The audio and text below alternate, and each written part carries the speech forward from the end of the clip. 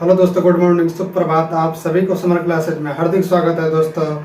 तो कैसे हैं आप लोग? तो शायद अच्छे होंगे आप सभी लोग।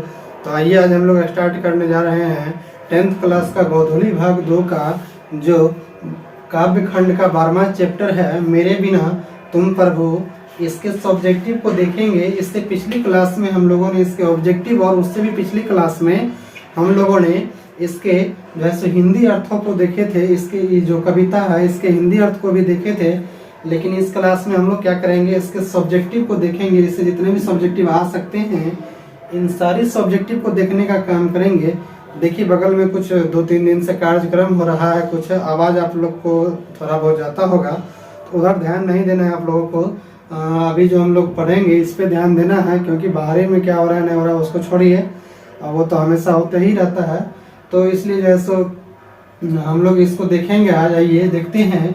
देखिए सबसे पहले तो ये आप लोग को पता ही होगा कि मेरे बिना तुम प्रभु का जो है सो कवि कौन है या लेखक कौन है, तो रेनर मारिया रिल्के साहब है। ठीक है, ये इससे पिछली क्लास में भी इसका हमने जिक्र किया है। और जिसको दिक्कत तो हो सकता है होता होगा, जो पहली बार इस क्लास को देखते होंगे, वो जो है इसको इस क्लास के डिस्क्रिप्शन में जो है सो हम पिछली क्लास के जो हिंदी करवाए हैं और ऑब्जेक्टिव करवाए हैं, दोनों लिंक को इस क्लास के डिस्क्रिप्शन में डाल देंगे। आप लोग वहां से देख लीजिएगा, शायद दिक्कत नहीं होगा। ठीक है, तो आइए हम लोग चलते हैं, देखते हैं। कहता है कि पहला क्वेश्चन कि कवि अपने को जलपात्र और मदिरा क्यों कहता है।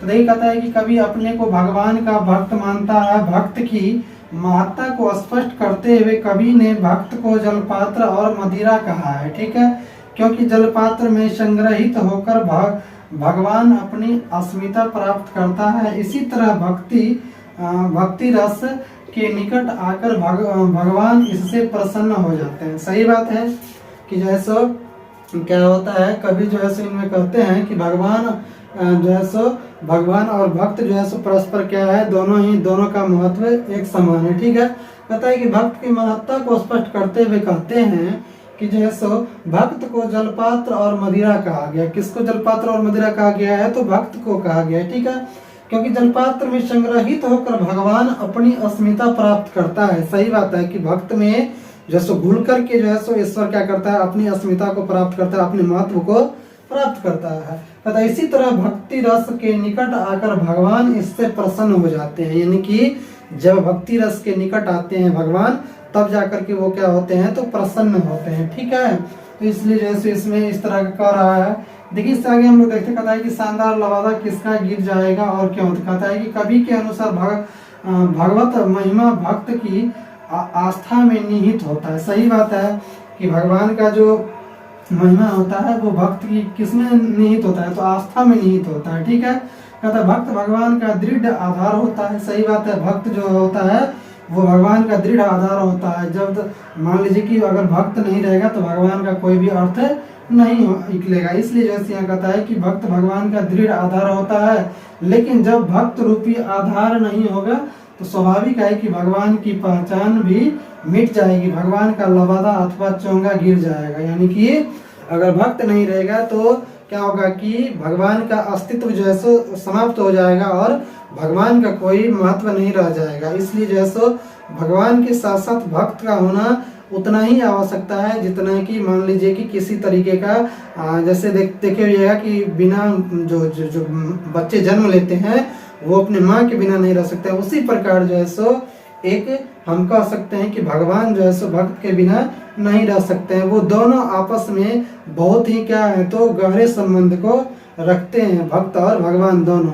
ठीक है, तो इसलिए जो है सो कहा गया है कि जो है सो किसी भी भगवान या किसी भी व्यक्ति के लिए जितना भगवान आवश्यकता है उतना ही भगवान के लिए भक्त की आवश्यकता है। ठीक है, देखिए आगे हम लोग देखना, कहता है कवि किसको कैसा सुख देता है। कहता है कि जैसो कवि भगवान की कृपा दृष्टि की सैया है। कवि के नरम कपोलों जब भगवान की कृपा दृष्टि विश्राम लेती है तब भगवान को सुख मिलता है, आनंद मिलता है। और अर्थात भक्त भगवान का कृपा पात्र होता है और भक्त रूपी पात्र से भगवान भी सुखी होता है। सही बात है कि जब क्या होता है कि जैसे भगवान की कृपा दृष्टि क्या होता है कि कृपा दृष्टि की जो सैया होती है वो किस पे होता है, कवि के जैसो नरम कपोलों पे जब होती है तब जाकर के जो है सो वो अपनी कृपा दृष्टि के माध्यम से भगवान को क्या कर पाते हैं, खुश रख पाते हैं, और तब जो है सो भगवान भी जो है सो उसके नर्म सैये पर क्या करते हैं, विश्राम करके अपनी जो है सो आनंद को महसूस करते हैं। इसी चीज को यहाँ कहा गया है कि अर्थात भक्त कहता है भक्त भगवान का कृपा पात्र होता है, और भक्त रूपी पात्र से भगवान की सुखी होता है, भगवान भी सुखी होते हैं। क्या होते हैं, भगवान भी सुखी होते हैं। ठीक है, तो इस तरीके से समझ गए। इसके बाद ये कहता है कि कविता क्या कहता है कि कविता के आधार पर भक्त और भगवान के बीच के संबंध पर प्रकाश डालिए। कहता प्रस्तुत कविता में कहा गया है कि बिन भक्त के भगवान भी एकांकी और निरूपी हैं। सही बात है कि बिना भक्त और भगवान के बिना भक्त के जो है सो भगवान भी क्या हो जाते हैं, एकांकी हो जाते हैं, उसका कोई भी जो है सो महत्व नहीं रह पाता है। ठीक है, कहता है कि उनकी भगवान की भक्त की सत्ता पर निर्भर करती है, यानी कहता है कि जो है भगवान का जो है सो भक्त पर ही जो है सो उसकी सत्ता क्या करता है, डिपेंड करता है। किसका, तो भगवान का। ठीक है, कहता निर्भर करता है। कहता है व्यक्ति और विराट सत्य एक दूसरे पर निर्भर है, यानी व्यक्ति और विराट मतलब भगवान जो होते हैं वो एक दूसरे पे क्या होते हैं, तो निर्भर रहते हैं। जब तक यानी कि एक दूसरे पे निर्भर नहीं रहेगा तब तक वो क्या होगा, संभव नहीं हो सकता है। ठीक है, तो इसी चीज को इसमें कहा गया है। ठीक है, तो आप लोग शायद पूरा इसको समझ गए होंगे। और ये आज एक तरीके से हम कह सकते हैं कि जैसो काव्य खंड का ये लास्ट क्लास था। और अब हम लोग चलेंगे इससे जो अगली जो क्या कहते हैं जो बुक है, सेकेंड वॉल्यूम जो है क्या नाम है, वर्णिका। हाँ, वर्णिका पे जो है हम लोग क्या करेंगे, जैसो अब चलेंगे। देखिए ये क्लास जो है अंतिम क्लास है, काव्य गोधूली जो भाग 2 है हिंदी 10th क्लास का, उस 10th क्लास का गोधूली भाग 2 का जो है सो आज लास्ट क्लास है। अब हम लोग मिलेंगे इससे अगली क्लास में दोस्तों, वर्णिका को लेकर के आएंगे, उसमें हम लोग मिलेंगे और वर्णिका को भी इसी तरीके से देखेंगे। वो जिस तरीके से हम लोगों ने काव्य खंड में अर्थात गद्य खंड में दोनों जो गोधूली भाग 2 को देखे 24 चैप्टर को, उसी प्रकार से वर्णिका में भी सारे चैप्टरों को देखने का काम करेंगे दोस्तों। तो यह क्लास आप लोगों को कैसी लगी दोस्तों, कमेंट बॉक्स में जरूर लिखिएगा। और जो लोग पहली बार है वो सब्सक्राइब कर दीजिएगा, लाइक कर दीजिएगा और बेल आइकन को जरूर दबा दीजिएगा, ताकि आपके पास हमारी सारी की सारी क्लास की वीडियो इन्फॉर्मेशन जाती रहे। तो हम लोग मिलते हैं इससे अगली क्लास में, तब तक के लिए जय हिंद, जय भारत।